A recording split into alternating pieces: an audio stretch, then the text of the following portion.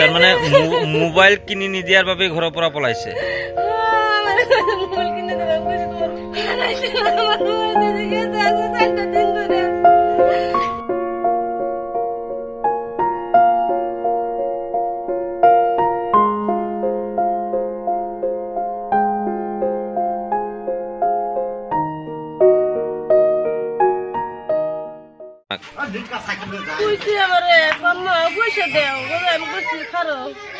Mobile কিনতাম পয়সা দেও আমি বলছি তোমার বাবা এলো দে আরে পয়সা দিব তোমার লয়ে গে মোবাইল কিনে আনবো না আমি আনাম গা আমি না বাদ গেছে আলো আরে পয়সা দিব তুমি কে কিনে আনবা কোথায় আমার বাদ দেও খিদা লাগছে আমি বাদ পাইছি বাদ হয়ে গেছে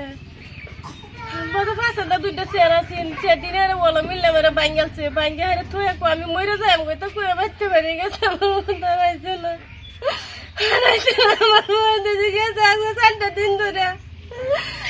তার মানে মোবাইল কিনি নিদিয়ার বাবে ঘৰৰ পৰা পলাইছে। মোবাইল কিনে দেব আমি কইছি তোমার ভাই কিনে দিব তোমার ভাই বাজার লই গে। কি নাম আপনার লৰাৰ নাম কি? আশাদুল ইসলাম। ঘৰতে আছিল ল'ৰাজন মোৰ লগতি বেলি 5টা বজাত তাৰ মাকৰ লগত কৈছে যে মোবাইল এটা কিনি দিবৰ কাৰণে। পাছত তাৰ মা ক'লে যে কালি পৰহি কিনি দিম তোমাৰ মোবাইলখন তোমাৰ দেউতা কিনি দিব।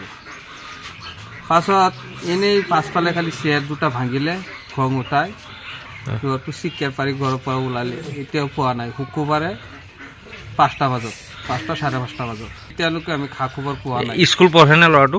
স্কুল পঢ়ে হোতাৰগাঁও হাই স্কুল। মোবাইলৰ কথাই কৈছিল খালি একো বেলেগ নহয় খালি মোবাইল কিনি দিবৰ কাৰণে খং উঠিছে। আশাদুল মানে আমাৰ স্কুলৰে ক্লাছ 8ৰ ল'ৰা হয়। তেওঁ ৰেগুলাৰ স্কুল আহিছিলে আৰু যোৱা শুকুৰবাৰ শনিবাৰ বা আজিও স্কুল অহা নাই। তাৰপিছত আমি আজি ৰাতিপুৱা তেওঁৰ ঘৰত খবৰ কৰোঁ।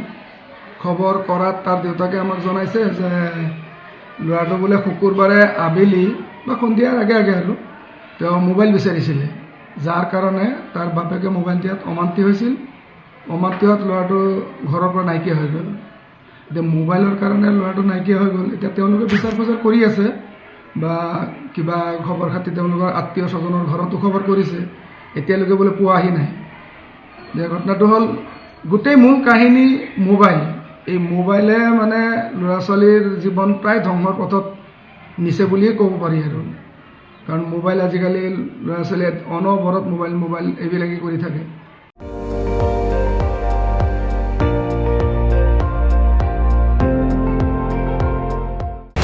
আপুনি চাই আছে ND24 সৰ্বশ্ৰেষ্ঠ নহয় সৰ্বোত্তমৰ দৌৰত।